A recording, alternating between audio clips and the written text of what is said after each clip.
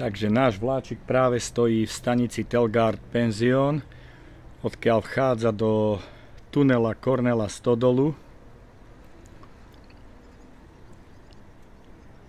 Na vrchu kopca po Telgardskej slučke vychádza z tunela, ide cez Telgardský viadukt, Chmarocký viadukt popri pramení Hrona a už je pred stanicou Telgard. A cez našu galériu popri Palcmanskej maši vchádza zase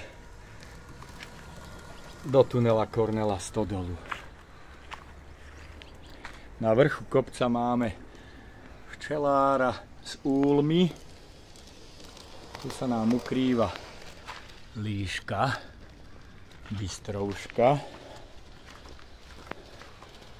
Tu je jeden náš mackomedveď. Tamto v diaľke sa pasú jelene a srnky. Ešte tu máme samozrejme na mostíku v Hrone rybár chytá rybky. Tak a toto je naša železnica záhradná. Zatiaľ